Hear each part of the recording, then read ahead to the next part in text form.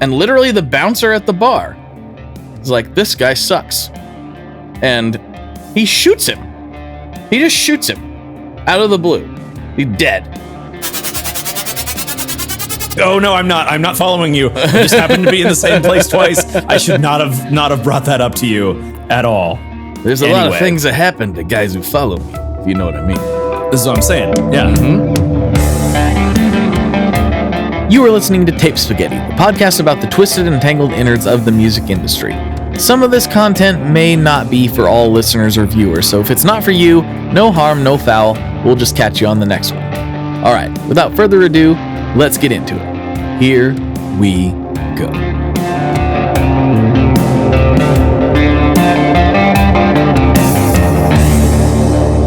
Welcome back to another episode of Tape Spaghetti. I am Scott Marquardt, and I am joined as always by Blake Weiland. Blake, how are you doing today? Oh man, it's so hot.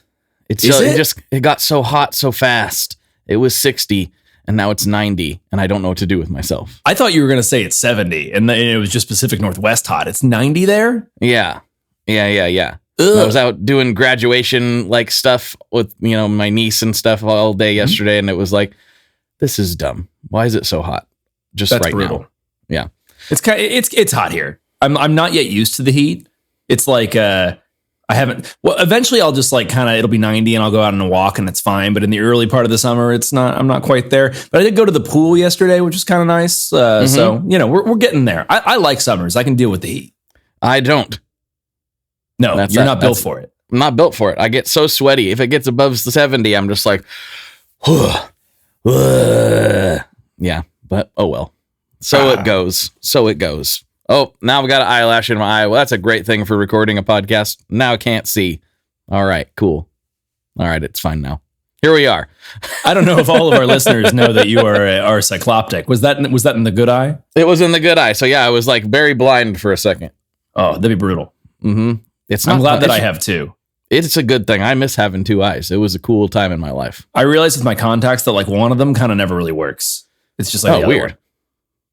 Yeah. What? You have a broken contact? It's like astigmatism, man. It's like in theory it works, but it's actually my good eye when I don't have contacts in, but with contacts can't quite get corrected. I don't know. If anyone's an optometrist out there listening to this and wants to spot me a free recommendation, I'd be all ears.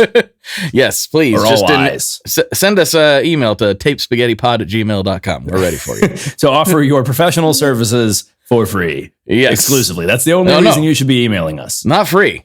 We'll throw you a sponsorship. Look at us. Ooh, even better. Yeah. Mm-hmm. Yeah, I like it. Now we can be sponsored by the 7-Eleven down the street and Tony's optometry practice. Hey, I got to live on them roller dogs, so it works. I've never heard them called that.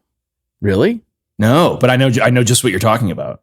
Yeah, I thought that was what they were called. Oh man, I haven't had gas station hot food since I was a teen when I had the stomach to handle it. I kind of made that up. They're not actually that good. You don't need to.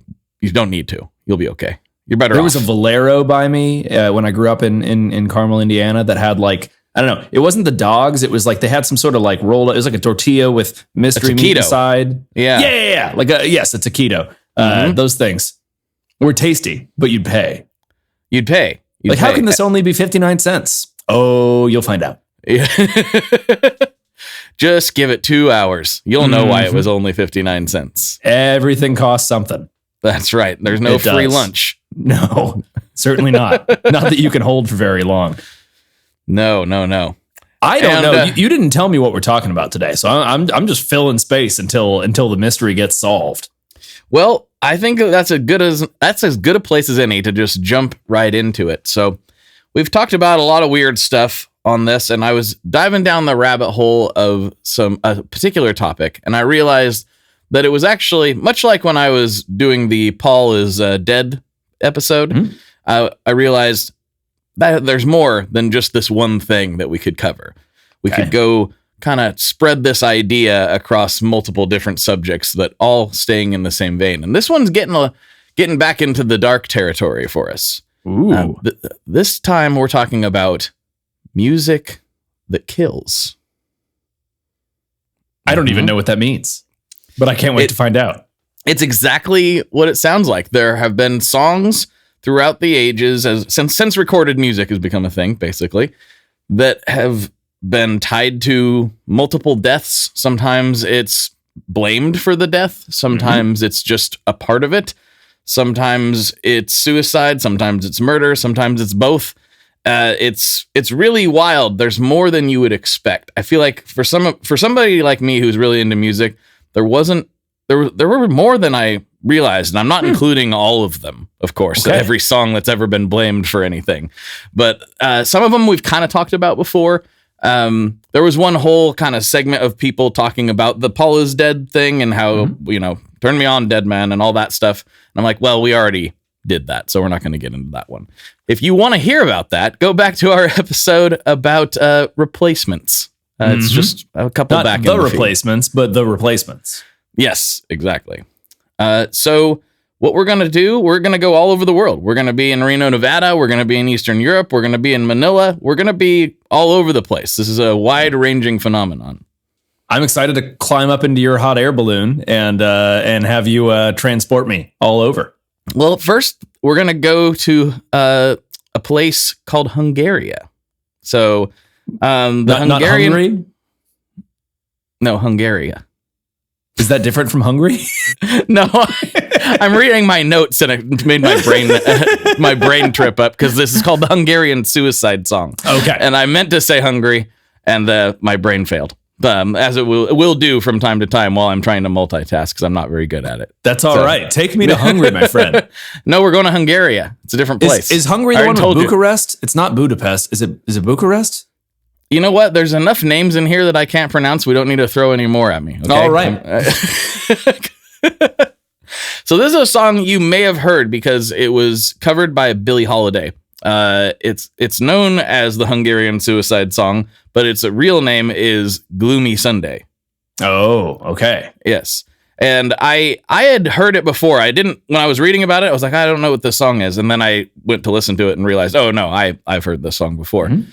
And it's kind of interesting because, we grew up with all of the, emo and screamo and, death metal was already a thing. And so hearing this in the context of like a sad emo kid, crying with his acoustic guitar, it doesn't sound quite as sad. But if you put it in the context in which it was written in 1933, it is indeed a very gloomy song. Is it about like the Sunday scaries? Does that go that far back? I'm a longtime sufferer from the Sunday scaries. My anxiety goes crazy on Sunday and I can't ever sleep and it's awful. I don't even know what that is. Oh, the Sunday scaries are like, it's mostly like when you have to go to work on Monday and you had like this great weekend and then you're trying to adjust back into working life. And there's just something about like all the things you have to do all come rushing back to you on Sunday, and it just creates like a crippling anxiety. I very much experience it. I didn't know there was a word for it, but yes, I have experienced that before. But no, I think this is just more of a really bad Sunday. It's it's right during the Great Depression, which happened all over the world. We tend to think of it as an American thing, but it happened everywhere. As they say, when the American economy sneezes, the world catches a cold. Yeah. Yeah, and it sounds like it might have been, in some ways, just on a light read here, even rougher than ours, which is hard to imagine, considering all of the tragedy that took place during that time. But Hungary wasn't as wealthy of a nation even then, so I guess that would hit them harder. And they're not far from Germany, and like obviously the Weimar Republic was happening then, where you had rampant inflation and all that. So I could see how that would all occur there throughout that block. Right. So imagine living through all that, and then on top of it, your heart gets totally broken. And that's really what this song is kind of painting a picture of. Now, I'm going to butcher a couple names for you because I do not know how to pronounce them, but I'm going to do my best here. Okay.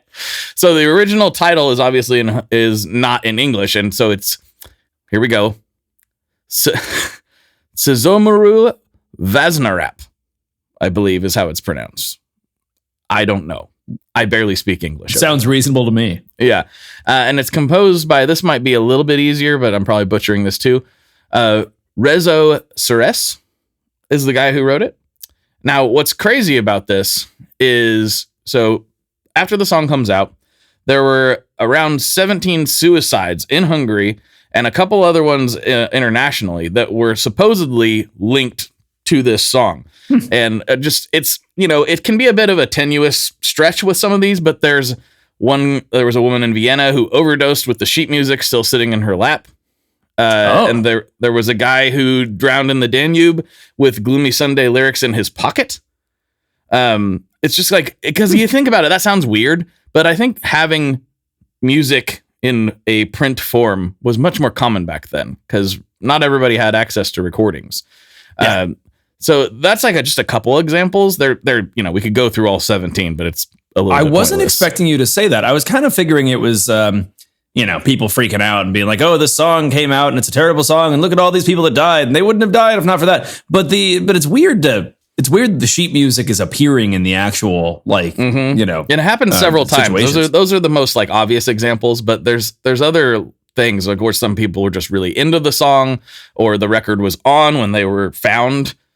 Things like that. So it's pretty like, and if you listen to the song, it's like, this is a depressing song. And if you're sad, this isn't going to help. Sometimes sad music could be cathartic, I guess. But if you're really struggling, sometimes it's like, it helps to hear somebody going through the same stuff that can actually be empowering to make you feel like you can get through it. Unless the character doesn't get through it, in which case it doesn't offer a whole lot of help. So that's what's crazy. Now, this didn't happen during the time when this song was the most popular, but the composer, Mr. Cerise, I'm not really sure how to say it. I'm sorry, everybody. Actually died via suicide in 1968. Really? Yes. So this is a long time. He made it 35 years. Yes. Quite. But what's crazy is he jumped off a building after he failed to hang himself. Yeah, he was very determined to do this. Wow. Yeah. That's crazy. Because I feel like usually, and am I not the expert on this, but it seems like you hear a lot of stories about people that attempt suicide and then fail and then feel like, oh, thank goodness that failed. Like in that moment, once I finally committed to doing it, I realized that I had this zest for life that I didn't realize I had. But not the case here, I guess. Failed and was like, no, this is happening. It makes you wonder too, like how much of this, we talked about a lot of times where songs don't necessarily come from personal experiences or personal feelings. A lot of times people are writing about characters or, things like that. But in this case, the line, like, my heart and I have decided to end it all, seems like that was really coming from a real place. That's fair. Yeah. And that makes sense. This is not like a story of like, it was dark, but I shall march on and find the strength within myself. This is like, I will succumb to this. Yep. Yeah, fair. And that, I guess you could certainly see how that could be empowering in the opposite direction. If you're sitting there and you hear that and you're like, well, that's what this person decided to do. It must be what I need to do too. Yeah. Gosh. And this is a time where like I said, it's not as common to have, we just take for granted that we have songs in our pocket at any time. And this is, so I think maybe hearing this in the context of Great Depression, maybe there's probably some other personal things going on. Obviously, some clinical depression as well, which wasn't even really talked about that much at the time. Mm-hmm. You hear this, and I could see how this could be at the time the straw that breaks the camel's back for some people. Yeah. I mean, and this is an era where a lot of that was happening. You had people jumping out of buildings on Wall Street a few years prior and stuff like that. I mean, we definitely have this idea in modern times that like, people didn't used to be sad back in the day. They just kept on doing it and worked because they were stronger and built to something more than us weaklings these days. But of course, that's not really true. I mean, we have this general tendency, I think, to feel differently about how people were in the past when like humans just aren't that different. We haven't evolved that rapidly to be totally different than we were even 1,000 years ago. So like stuff's always happening. I probably mentioned to you before, like there are points in the Bible where people are talking about how, this next generation, they're nothing like the people that came before them. And it's all, everything's all ruined now. These soft youths. So that's been going on for a long time. And either we've indeed been getting softer the whole time, or it's just how people always feel about the next generation coming up. This is a little bit of an aside, but you see this meme floating around on the internet sometimes where it says, back in, our generation, the instructions under the hood of the car showed you how to adjust your valve timing, and now it tells you not to drink the battery acid. And and so my response to that is always the same. I'm like, guys, that's because somebody from your generation drank the battery acid. That's why. That's a very good point. They didn't do it for no reason. Yeah. Somebody did it. Somebody did it. So I'm just saying. And they probably were like, one way to prevent this would be to not have everyone crawling around under the hood of their car adjusting the valve time. Right. Maybe we should let the pros handle that. Uh-huh. Yeah. I just always thought it was funny. I'm like, that's not telling the tale that you think it's telling. That is an astute read on that I wouldn't have thought of. I have to drop it in the comments every time, and it takes some people by surprise. I don't even know what valve timing is. When you said that, I was like, I don't know what that does. We'll discuss that off the air. Okay, that's we're gonna have to get into on our other podcast. Blake teaches Scott how to be a man. Today we're going to study the combustion engine. All right, the internal combustion engine that has basically built society as we know it. Anyway, we'll get on from that on another episode perhaps. But segueing onto the next section of the podcast, this is actually the one that I started reading and realized this is all kind of the same. It's sort of like the celebrity replacement episode. I was like, these are all kind of the same story. So let's not just dive into the details on one. Let's kind of spread this out. And this one is a very unique situation. It's not as widespread as the Hungarian suicide song. Oh, which I forgot a very important note on that, by the way. We kind of got sidetracked talking about engines, which gets me all excited. I love engines. But a very important note. Billie Holiday's cover that I mentioned was actually banned in the UK for like 60 years. What? For 60 years? Mm-hmm. Yeah, because of all of this. Holy cow. Yeah, it was only semi-recently, that it was allowed to be played over there, apparently. Huh. I don't know how they suppressed it fully. I'm sure that they didn't. Like anything that we've talked about before, I'm sure there were copies that existed in people's homes, because when you try to ban it, that's when people want to hear it. But the fact that it was that long, so like that's 41, a very long time. Yeah, I feel like somebody forgot and was like, "Oh, we can unban that song now." You're right. We've got Slipknot now. We can unban that song. There's worse. Billie Holiday is not what we're worried about destroying our youth. Yes, but in 41 they were. But anyway, segueing back to the main thing. This is a Frank Sinatra tune. So that's probably a little bit surprising, because his are generally pretty upbeat, right? Nah, dog. In the wee small hours of the morning, I'm a big Sinatra head. I know. Have you listened to In the Wee Small Hours of the Morning, like the album, the whole thing? Not the whole thing, no. Oh, baby. Oh, it's so good. It's a Frank Sinatra concept album that like basically traces like this one night. I'm going from memory. It's been a few years in his life. And it's blue and dark and, everything that you'd imagine from like from what that sounds like, I guess. But it's fantastic. He's got some gloomy stuff, old Blue Eyes. Also, so I love Frank. I absolutely, he's like one of my favorite voices. I love a lot of the Sinatra tunes. What a prick that guy was. What a massive prick he was. There's this one story about an interviewer that went to interview him, and he's like in this bar playing pool with these guys, and just is doing like just absurd stuff. He just like picks on this random guy just for fun, and just like it in the most like bullyish, awful, horrible way. Anyway, tell me more about the song Frank Sinatra did that made people kill people or themselves. So this one is not a gloomy number. In fact, it's probably one of his most anthemic, like big numbers. It's My Way. Oh. Yeah, but like, the number one song of mob funerals, My Way. Yes. I did it my way. It's a great song. I saw a man when I was in Aruba on my honeymoon. Aruba's like, it's all mobsters and lobsters down there. It's a lot of like Northeastern Italian people eating lobsters, as I learned unexpectedly. And there was this place, it was a piano bar, and this guy, like great big, I don't know how to mob looking guy, big Italian dude. There was a guy performing, piano and whatnot, and not a karaoke bar. That's not what's happening. But for that guy, it was. So like, I don't know if he paid somebody off or what, but they're just like, he's going to come up. And so he comes up and the piano player is still playing and he does this like fantastic rendition of My Way. And then it goes back to the normal performance and it's all weird. And I saw that guy like 2 days later in the casino. And I was like, hey, and I like went up to him. We were playing like craps nearby each other.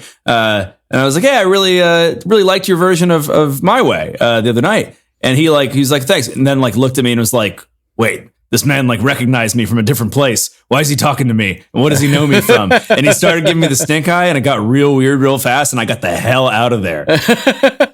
He's like, do I gotta make this guy disappear? Yeah. I just like saw in his face very quickly him being like, oh, thanks to like, why are you following me? And I was like, oh no, I'm not following you. I just happened to be in the same place twice. I should not have brought that up to you at all.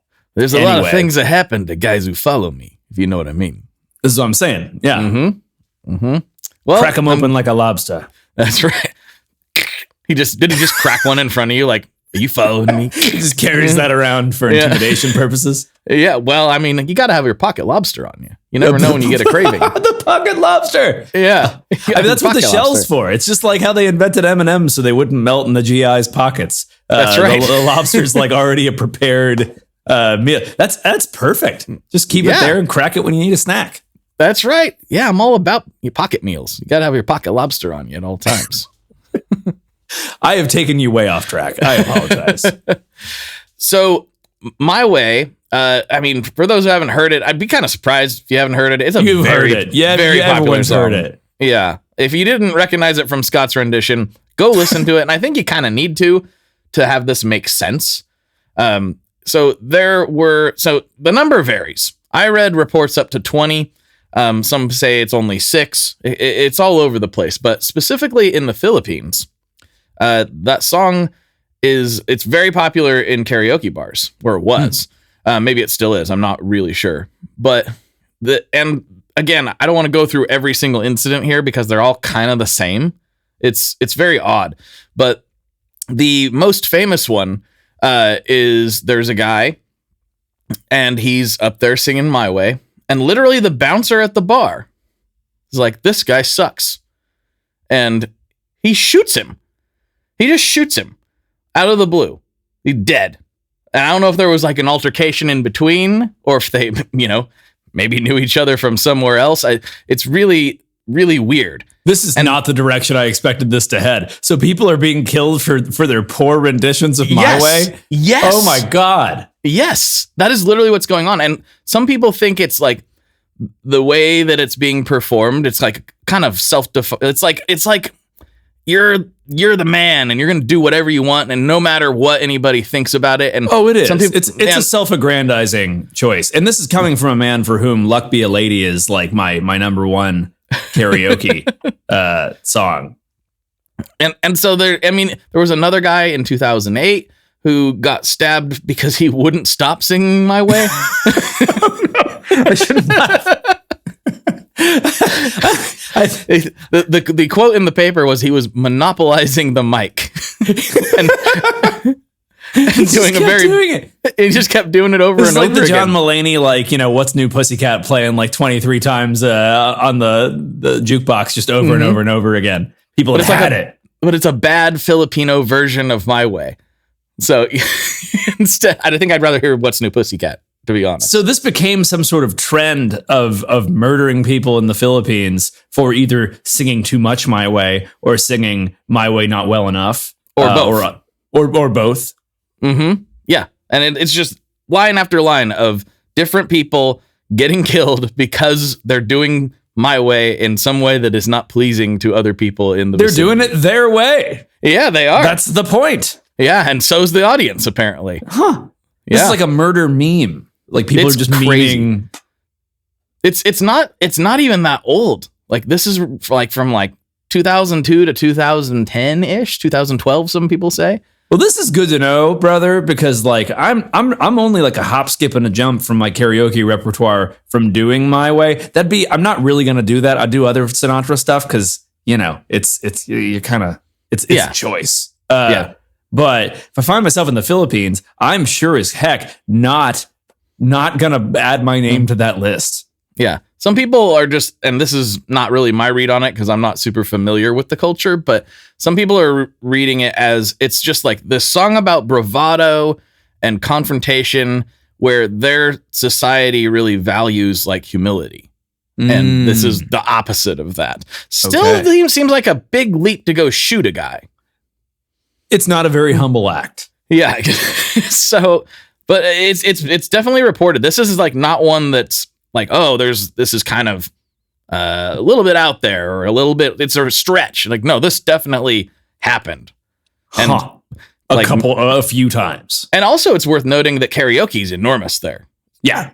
In Southeast Asia in general, but that's no exception. Like karaoke here is more of like a novelty thing that you do sometimes. That's very much a thing that's maybe. Oh, is it your passion? It's not my passion. It's some people I know's passion, for sure. It's a thing. I've done it twice. You've done karaoke twice? Yeah. That is a significantly like lower number than I would anticipate. Granted, like Nashville karaoke is scary karaoke. Yeah. Everywhere else, like karaoke's where you're allowed to be bad. It's like expected that you're going to be bad. People are not bad here. No. I wouldn't like do almost karaoke never. in Nashville. You'd be ashamed to be like, you don't have to be incredible, but some people will be incredible. And yeah, you don't want to be bad here. You want to guess the last karaoke song I did? Yeah, I bet you can. Yeah, I bet I can. If I was Blake, I think that I would do Butterfly by Crazy Town. That one I could actually do pretty well. This one I did not do well, but I did Aerials by System of a Down.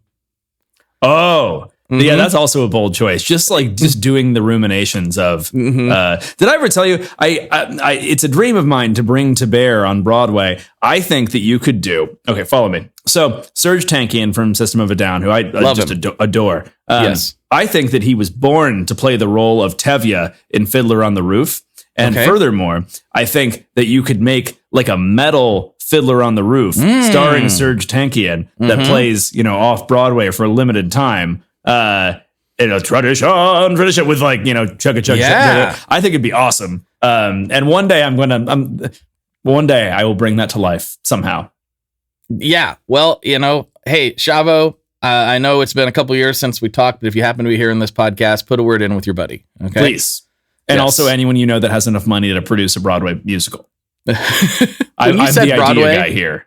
Yeah. When you said Broadway, what you're saying makes so much more sense. I was like, what is Serge Tankian going to have to do with Broadway in Nashville? What do you? Oh, not that Broadway. The New York Broadway. The New York real Broadway. One. Yeah. It's just where my brain went. But I share your love for that. That would be great. I would love to see that. So I think it'd be amazing. So moving on to the next segment. This one came up in my research, but it was a little bit unexpected because it's actually something that people said we had to talk about. I got a couple messages like, when are you going to talk about this? Now, I don't know if they intended on me going on an entire episode about it, because to me, this is a pretty tight one. You don't have to do a whole episode on it. It's a segment, not a whole podcast. But are you familiar with the song Love Roller Coaster? Like the Ohio Players one? Yep. Uh-huh. Yeah. 1975, they released an album called Honey. And then since you know that song, you probably know about The Scream. Oh, I can vaguely remember hearing about The Scream. It's like about a minute and a half. Well, actually, I have it here. Minute 24 into the track. Okay. There is a quote, shrill, human, disturbing scream. And the urban legend is the model is named Esther Corday, who was on the cover of the record. And they are saying she was allegedly burned and murdered during the photo shoot, and that scream is her dying on the recording. That's the urban legend. I think this could have been a whole episode, assuming there's enough stuff. But if it's just an urban legend, then that's the thing. That didn't happen.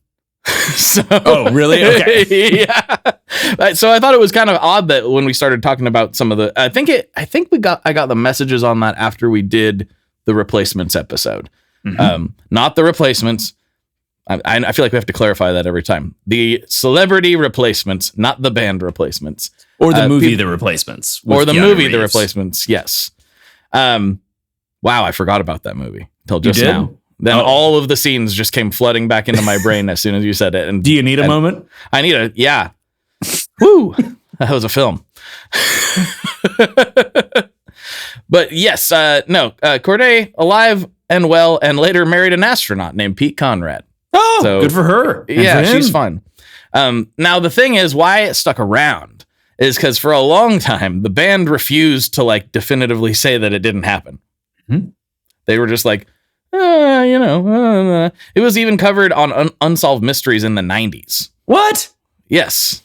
Which I'm like, she's still alive. She's right, though. She's right over there. Yeah, there's not that much to say about it. I can see how the band's just like, oh, who knows? Yeah, if I'm the band, I probably wouldn't. I'd play it up because that's like gonna get people to like go find it and listen to it. So yeah, especially for what is admittedly a very hokey song with a very fun to play bass line. That's most of my like relation to that song is going boom deep boom deep boom deep boom deep boom deep boom deep. Oh, it's good. I forgot the octaves, 7 and 9, 5 and 7, and 4 and 6, and then back. It's fun. It's a very good bass line. It is. But yeah, she did not get murdered. What actually happened was the keyboardist Billie Beck just did that, and they did it on purpose because they thought it was fun and sounded cool. That's really all it was. And everyone was fine. Yes, no one was burned with a soldering iron. That was part of it. They were stabbing her with a soldering iron, and like that was what was going on. It's just such a weird thing to think about because we're so used to this new era, which is relatively like in the arc of recorded music history. We're just now getting used to the fact that bands are like, I'm going to get my latte and I'm posting it on Instagram, and like we see all this behind the scenes stuff. Recorded music used to be so much more of a mystery. People didn't know even like what it looked like in the studio. They just knew these things happened. So they'd hear these crazy stories about whatever Led Zeppelin did. And so I guess why couldn't we have somebody get murdered on tape? Though the logistics of that would be kind of weird. It'd be a little bit odd. You'd be definitely like creating some evidence and then putting it out there. And also be pretty easy to cut out of the tape. It doesn't make any sense. I don't know why you'd ever do that. Yeah, but it doesn't make me wonder, especially with somebody like Phil Spector, who I know we'll cover at some point in depth. That'll be its own episode for sure. Mm-hmm. If there is indeed crimes, maybe not murder, but crimes that were on the tape, you know, because that guy did some weird stuff in recording studios that was probably very illegal and probably still had the tape running when he did it. Yeah. This one reminds me of one that maybe is on your list. And if it's on your list, I'm going to slightly awkwardly on the record ask you to not do it because I think that it could be a whole episode. Okay. Are you doing Give Me Shelter? No. Fantastic. Good. Then ignore that this conversation ever happened. No, that I agree. That needs its own. That one could be enough. Yeah. But similar story. Mm-hmm.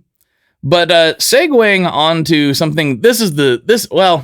I shouldn't say it's the darkest. It's just probably the closest to home for us. Heading over to Reno, Nevada in 1985. Reno might be close to you, but that ain't no close to me. It's closer than Hungary. That's true. You're right. Yeah. Or the Philippines. Yes. So this one really hits for some reason, and it's on the tail of our PMRC episode. I'm surprised that I didn't think about it. I knew about this, but for some reason it didn't click in my brain. But this is definitely PMRC related. Okay. I'm sure, and it actually, remembering that this happened makes me want to be a tiny bit softer on the PMRC than I was on that episode. Because this is pretty gnarly. Yeah. Okay. So it involves Judas Priest. Yeah, I knew this one was coming. Mm-hmm. Yep. So in 1985, Raymond Belknap and James Vance attempted suicide just a few hours after listening to Judas Priest. Belknap died instantly. It was a self-inflicted shotgun wound. You can't really... Those are not one... A shotgun is a big powerful weapon. They've been very like kind of people view them as kind of commonplace hillbilly weapons. You know, you picture some guy with a double barrel shotgun. Shotguns are insanely powerful. Not to be trifled with. And yeah, so he died instantly. Unlike all of the other guns that are fun to play with. Well, if you're pointing a 22 at me, I'm going to be scared because you could definitely still kill me, but the odds are way slimmer. If you're pointing a shotgun at me, it almost doesn't matter where you hit me. I'm probably going to die. Wild. So yeah, they're limb removers. They're very powerful. But Vance somehow survived. He was 20. Belknap was 18. I'm not sure how he survived. It doesn't really talk about if he used the same shotgun or whatever, but he was severely disfigured, but he was obviously still, and this didn't help anything. He was severely disfigured and he died 3 years later from a methadone overdose. So they both did end up passing. But the song in question is Better By You, Better Than Me. And this is going back to the old boogeyman of backmasking. So the parents sued Judas Priest, and in 1990 they submitted evidence that said they said do it on the record. Yep. Which to me, I'm like, do what? There's millions of people listening to this record. Yeah. You know, do what? Did they indeed backmask do it? It's been a number of years since I've like listened to that. So the judge ruled that there was no intentional message, and Rob Halford said, if I was going to put backmasking and messages in my records, it would say, buy more records. I love Rob Halford. I mean, but seriously, though, that is what it would say. He's in the music business. If you were trying to get secret messages out there to the youth, it'd be like, buy every Judas Priest record that you see. Buy all of them. Oh yeah. Yeah. I mean, this is just like classic, the business of religion 101. If you want to make more money, you don't want to, you want to have more followers, not fewer. Yeah, exactly. There's always a religion or cult that crops up here and there. That's like, that bans like you having children. You're like, well, you're not going to be around for very long. Yeah. That doesn't work. You want to be like, have as many as possible.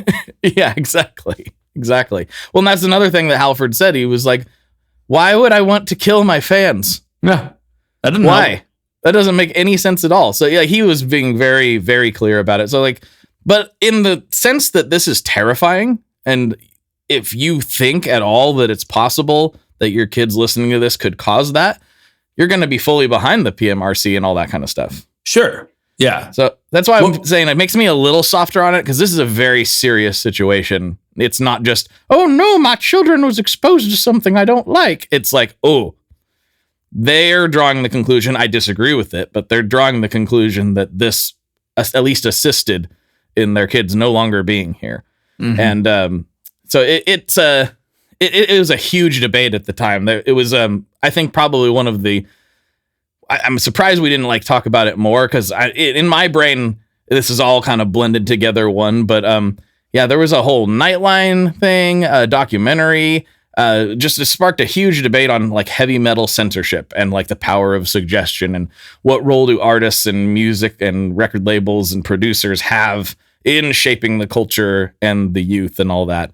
But it's definitely, I think it's a stretch at the least to say that Judas Priest caused this in any way, shape, or form. Oh yeah.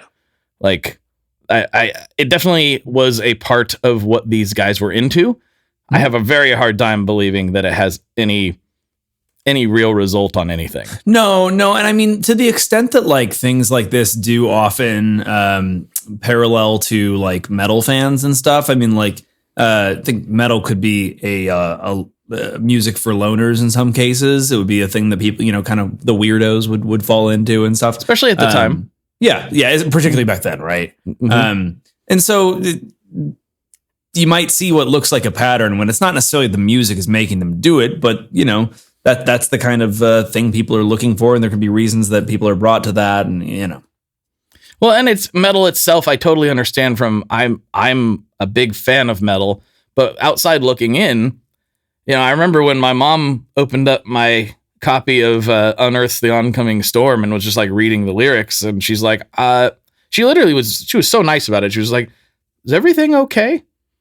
Like, you doing okay? I was just looking at some of your music lyrics, and it's pretty intense. Wow. What a different experience we had. I was like trying to convince my parents that like various like Christian screamo stuff, like Under Oath and stuff was okay. When I was like, no, look at the actual lyrics. Like there's nothing bad in here. They'd be like, but it can't be good when they're screaming like that. Mm-hmm.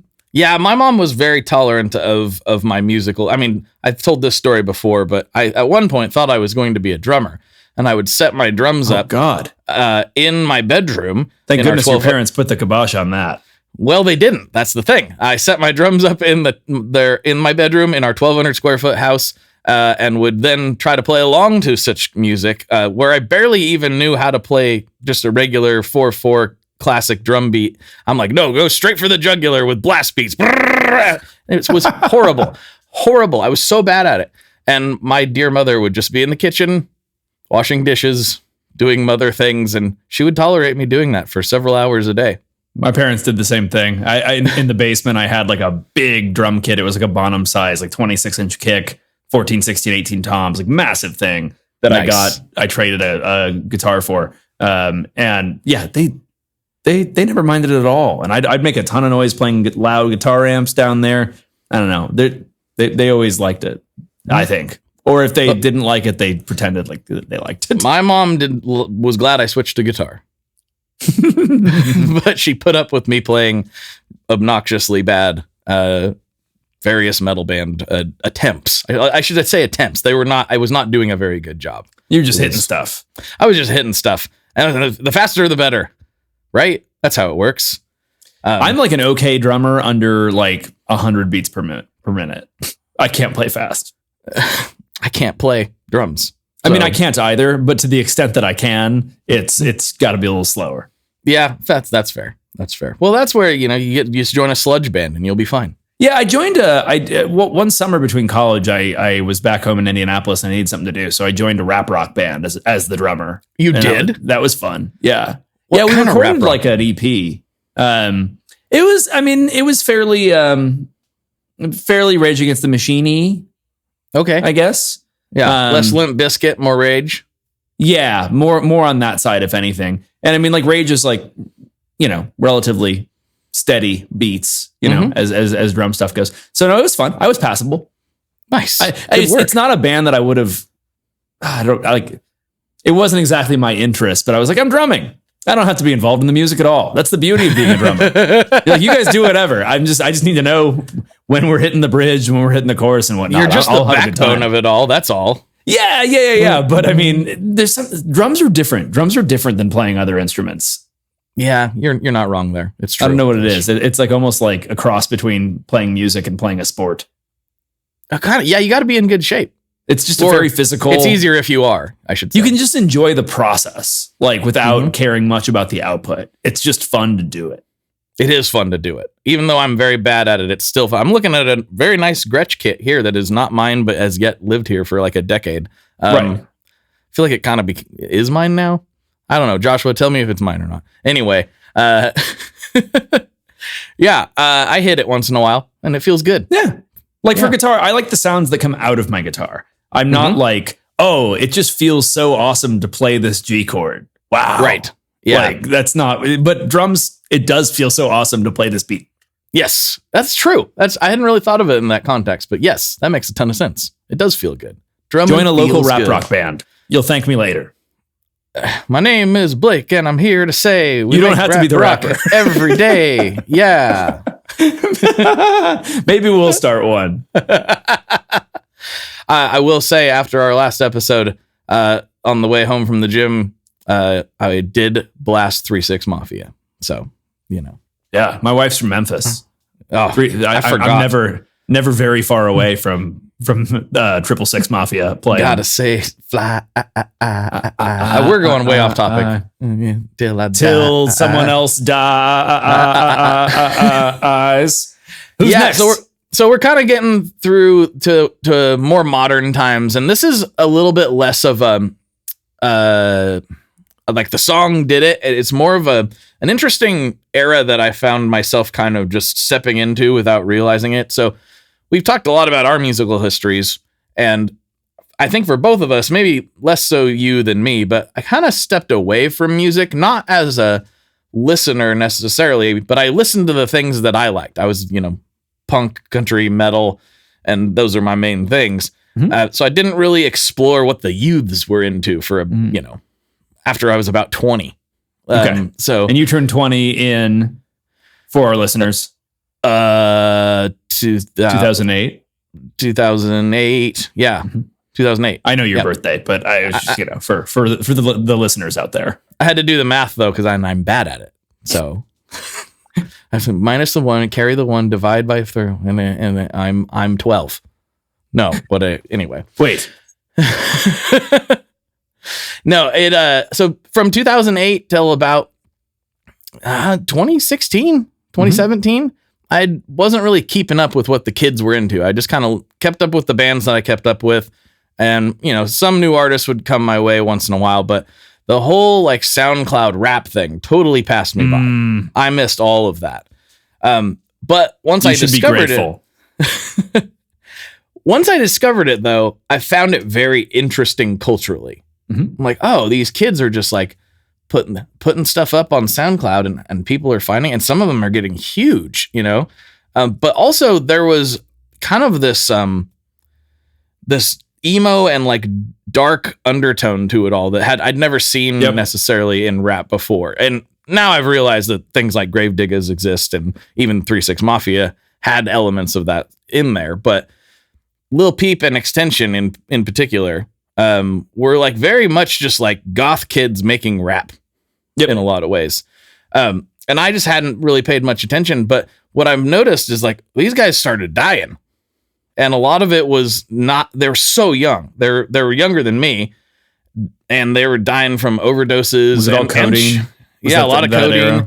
Lil Peep died from fentanyl and Xanax overdose at age 21. I remember that. Yeah, his song "Awful Things" is kind of the one that like people have gravitated back towards, and it has a line, "Burn me down till I'm nothing but memories," and people just like are like, "Whoa, did he know he was going to do that?" And I don't think he did, right? I think he was that was what he was doing at the time. And then Extension, he wrote a song called "Jocelyn Flores" about a friend's suicide, and it just became a big like grief anthem for a lot of people. And then when he was murdered, a lot of fans were saying, oh, he predicted his own death, which I think, again, is a stretch. But what's interesting is that culture just has a lot of that built into it. I've actually interviewed some people from it now that kind of end up doing more rock and roll things later, and listening to them talk about it, like just drug use, like copious drug use just being normalized. Yeah. That's just what you did. If you were in that scene, that's what you did. And people died sometimes, and it's the types of drugs, like yes. We're not talking weed's weed. Not going to do that. And even then, like, hallucinogens might make you a weirdo after a certain level of use, but they're not going to do that either necessarily. But like in that scene in particular, you had a lot of painkiller use and a lot of syrup and like a lot, and that shit'll kill you. That's one of the biggest artists that I went to school with. It's all that. Well, yeah, and I wonder if that was part of it. And I mean, also it's in the music, so this is a good thing. This is not to turn into the PMRC here, but one of the biggest artists from that genre is called Lil Xan. Yeah. Oh yeah, it's a huge thing, and that totally, to some extent, does inspire kids to want to use that stuff that wouldn't otherwise. Yeah, and I think they should totally be able to do that. It's kind of just like on the PMRC episode. I mean, I think it's the parents' job to try to guide that. It's not the artist's responsibility to raise our children, right? But you're right. I think you see that and you're like, I love this guy's music, and well, he drinks a bunch of codeine all the time.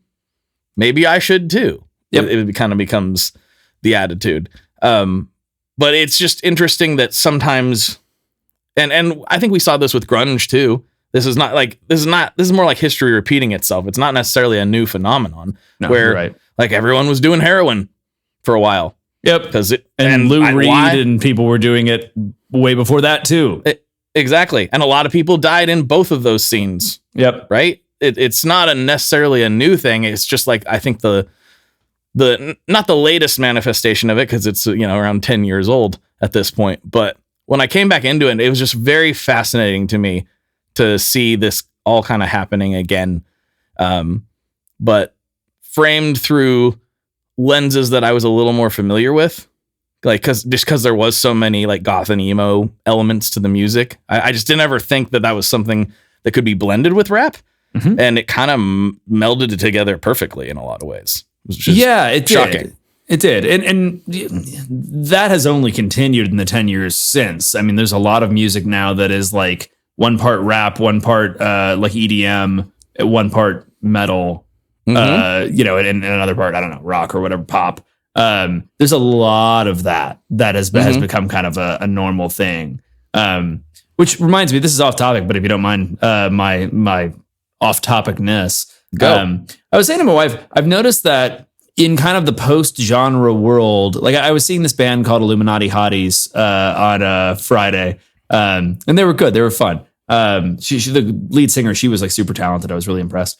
But a lot of like newer, younger bands that I see these days will code switch a lot. They'll just do a song and it's like a totally intense metal song suddenly. And mm-hmm. then we're back to like kind of pop punk, or then, this song's very poppy. And I can't decide whether I love or hate that. At one level, I'm like, this is kind of great. Like that everyone's taking in all these influences. We all listen a lot more broadly now than maybe people used to. So it makes sense that you want to be able to pull in those influences, and that's cool. The other counterpoint to it, though, that I think is an issue is that a lot of those genres are not individually advancing the way they used to, because a lot of the bands coming out now are just like, oh, I'll do a pop punk song. And it's a very pastiche, like, this is the memory I have of what pop punk is. And it's not really mm-hmm. pushing it forward. It's just, I joked that it's like, now that's what I call music albums from some of these people from a single band. And I find that strange. It's interesting. And then you see it too with some artists where they don't necessarily do it song to song, but they'll do it album to album. Mm-hmm. One that really shocked me, and this has been a few years now, but was Poppy. Literally, the artist Poppy was like, well, first time I heard her, she was Poppy. Like, yep. like the most bubblegum thing you could imagine, like when she first started. And then she grew into like one of my favorite metal vocalists. I'm like, whoa, she's really got it going on. Like, she can scream. Like, It's great. But yeah, I appreciate the post-genre world in some ways, and in some ways it's a little bit annoying. I agree. Like, it's cool because what I don't miss about when we grew up is the like, oh, if you're this kind of kid, you can only listen to this. Yeah. And that's dumb. Like, I'm glad that's over. Yeah, it's tough. I think it's hard for old heads, of which we're not that old, but like we're getting there, to lose that break of music and identity. Because it's still, to me, like, I felt like music, the exact genres of music I listened to were a big piece of my identity growing up. And I think that break is hard and fast now. Like, you don't feel like, oh, you have to be a metal kid to like metal. Like, you don't dress differently necessarily. Mm-hmm. I don't know. Yeah. It's a little bit weird.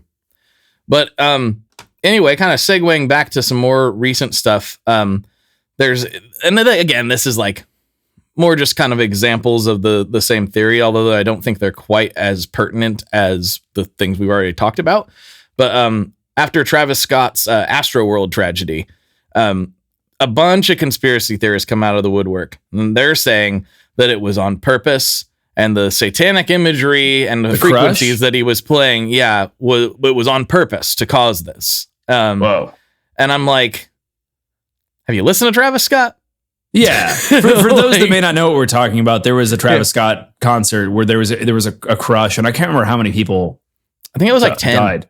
It was a fair few. Yeah. And there have been a few noted crushes in history, which are really, really sad. And usually it's like poor crowd control and stuff. I've been to some larger festivals or shows where I'm like, why did you do it like this? Like, one that I was at, I won't name it because I don't want to like flame them completely, but like the exit of the area, they had everything down to where, there were like 15,000 people in this giant area. And then to exit, you had to go single file. They had all these barricades up so that it was just like one person could leave at a time.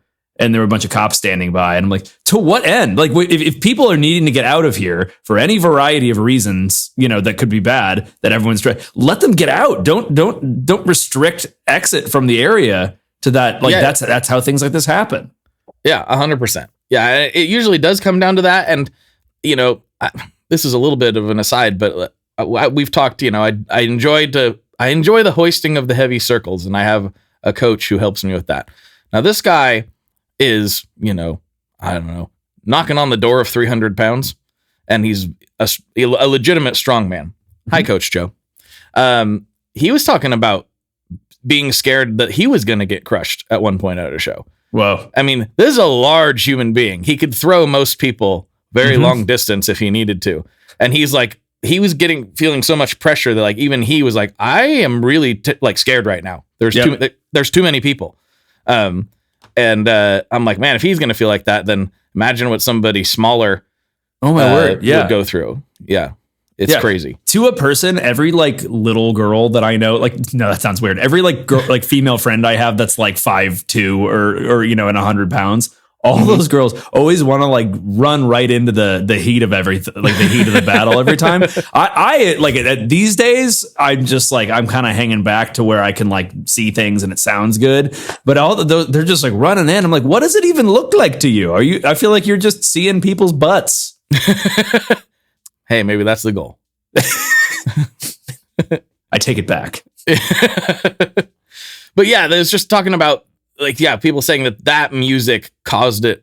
I'm like, I don't know. I've listened to Travis Scott. Not my favorite thing to listen to, admittedly. I certainly didn't feel the need to do anything violent after listening to Travis Scott. It's kind of party music. Yeah. It's very, very weird. I just think people see things that they don't like or hear things that they don't like, and then they want to be like, that's the reason. That's 100%. That's what it feels like. Always. Yeah. It's the way they look, I'm always been sad. I never did make it to McDonald's in time to have the Travis Scott meal when they had the McDonald's Travis Scott meal. It was a quarter pounder. They came with a Sprite. It had to be a Sprite and barbecue sauce and cheese and bacon and whatnot. I don't know. It always looked pretty good, and I always secretly wanted the Travis Scott meal. I didn't get it. I tell you, last time I went to McDonald's, which was quite a while ago, I was disappointed in my quarter pounder. Dude, it ain't as good as it used to be. It just, it's been a couple of years. Maybe it's better now, but I don't know. It's not. I don't know. I was like, it's been, for me, I was like, it's been 9 months, maybe a year since I've had one. Sounds really good. I'll get the quarter pounder. I'll put the mac sauce on it. And it'll be one of those bad but good experiences, like a Jack in the Box taco. It wasn't. It was just, I was like, where's the flavor? What is this? I just ended up taking the bun off. I ate the patty and just threw the rest in the garbage. I'm like, this is stupid. Yeah, they got that. They had a new CEO that really simplified the menu a lot. And I don't know. They went down to just burgers and fries and whatnot. I liked some of the other stuff. Yeah. Well, so it goes. Yeah. I ate McDonald's in my youth. It's not my favorite fast food place. Yeah, I also have a digestive disease, it turns out, that I discovered, along the way. So who knows? I'm probably better off now. It's just a chicken or the egg situation. Are you blaming McDonald's for this? Well, since McDonald's isn't sponsoring us, we can stop talking about them. Yes. Yet. Well, they probably won't now that we just said their food is bad. Yeah. Awkward. That's tricky. What if you had one fast food sponsor, who would it be? Does it have to be like OG ones? fast food, not Five Guys, not bougie fast food? I think that Dairy Queen has underrated cheeseburgers for fast food. Really? Mm-hmm. I haven't had a Dairy Queen cheeseburger in a very long time. The flamethrower cheeseburger from Dairy Queen is very good for a fast food cheeseburger. Huh. The last time I was at Dairy Queen was in Portland, actually. Weird. By Mount Tabor Park, there's a very old Dairy Queen. It looks like it was built in the 30s or something. It's a little stand. Yes. It's awesome. Yes. Yeah. I really like their burgers. I don't actually get their ice cream very often, but when I stop there, I'll get a burger once in a while. Huh. Okay. Yeah. I think the finest burger in OG fast food is Wendy's. I agree. Wendy's is really good. I prefer the flamethrower specifically, but if you're just talking a classic, just Dave's burger, Wendy's has got the best one. Yeah, agreed. I agree. Anyway, segueing, So this is kind of the last point, and it's not really about specific things. It's more about what them kids are doing these days on that their TikToking app. You know have you heard about this TikToking app? I've heard about it. Yeah, I think Kesha owns it, if I remember correctly. Is that right? I don't believe so. I think you're thinking of Xi Jinping. The despot leader of China. Oh, yes, I shouldn't call him a despot in public. We do business over there. Anyway. Too late for that. Oops. Xi, if you're listening, you probably have more important things to do than to yeah, you really should get back to work. Stop listening to this. What are you doing? Yep. So there are a lot of AI generated, typically scary audio pieces floating around on TikTok. And I actually find this one a little bit fun. This is like more like urban legendy type of like classic. I could totally see if TikTok was around when I was in junior high or high school, like creating or being into some of this stuff. But it'll be like, whatever you do, don't listen to this track after 3 a.m. or else you'll be visited by the blah, blah, blah, or else you'll be Bloody Mary, Bloody Mary, Bloody Mary. Excuse me. Exactly. It's stuff like that. And a lot of it's just AI generated, but there's one called the G-Man that's going around specifically. And it's just it's kind of hard to describe. You just have to go look it up. Is it about Garth Brooks? I hadn't thought of it that way. G-Man? I think it is about Garth. I hope so. I mean, Garth, where are the bodies, Garth? We all want to know. Where are they at? Where are they? Anyway, see a previous episode for that reference if you don't get it. But yeah, it's this one I feel I wanted to wrap it up with because it feels a little lighter. It's just more, to me, it's just like kids having fun. Sure. I loved like Bloody Mary. I told that story a million times growing up, and there's all kinds of like, oh, did you hear about old man Wither's house up there? Don't go up there. He eats children. It's just like the modern version of that. And I think it's kind of fun. So yeah, it's like chain letters and stuff. Yeah. That's we're always going to do that.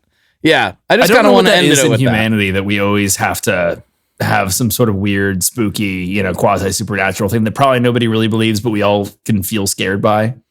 It's kind of like in The Sandlot when, there's the beast and it's like, oh, he's scary. And at the end of the movie, it's just like, why didn't you knock on my door? I would have got it for you. Mm-hmm. Yeah. Sorry for the spoiler I feel like, at one point our special ancestors a long time ago were like always afraid because they were trying not to get eaten by whatever was out there trying to eat them. And now maybe we have to manufacture some of that. But also I feel like traditionally, like a lot of like the old German folklore stuff seems very much like scare your children from going into the woods at night. You shouldn't go into the woods at night. So we're going to tell them a bunch of stories about why they shouldn't, but they shouldn't anyway, because there's bears. Right. Yeah. We're going to make it about a witch, but really that witch is a mama bear. Is a bear. And we don't want you to get eaten by the bear. Which, just being real, a bear is terrifying. Like, we should just be scared of bears. I mean, I'm not saying you need to like cower in fear in your room at night because a bear might come in there, but a bear, we associate them with teddy bears and like, oh, they're so cute and so nice. And they're a monster. They will eat your face. I have two things to tell you about this. One, so bear, a lot of our like our 4-letter curse words and stuff, they go back a long way. They're like old Middle English words or old English words even. So bear is one of those. And interestingly, bear is not the word to refer to the bear. Bear is the word that they would say to not say the word that was the actual name of the bear. Really? Yeah. Bear means brown one.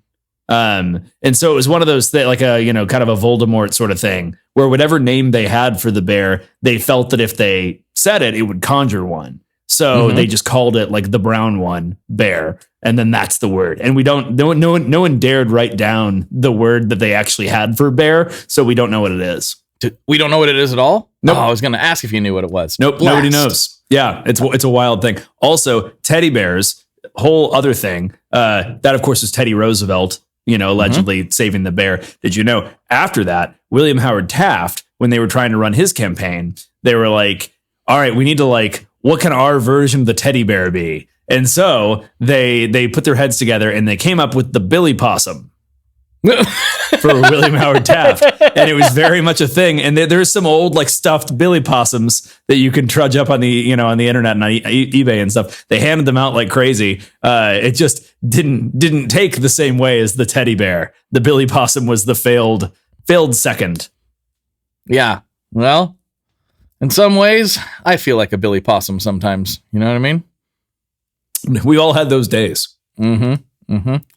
Well, I didn't expect to wrap this episode up with teddy bears and Billy Possum, but I think we did it. Let's go for it. What do you think? If you keep me on here, I'm just going to keep telling you more weird historical facts. So it's probably a good time to push me off. I'm going to let you do that, but I'm going to let you do that in my ear on the phone while I walk around the neighborhood like we usually have these conversations. That sounds lovely. All right. Well, until then, Blake, why don't you read us out for the good people that are listening? Everybody, thank you so much for checking out another episode of Tape Spaghetti. If you made it this far, I am impressed, actually. Thank you very much for that. Please share this with your friends. Leave us a review wherever you're absorbing this content at. It's everywhere at this point. Spotify, Apple, YouTube. Leave us a comment. Leave us a rating. All that good stuff. It all helps out a lot. And please definitely share this with people if you think they would like it, because that is really how this show keeps going. We really appreciate you, and we'll talk to you on the internet very soon.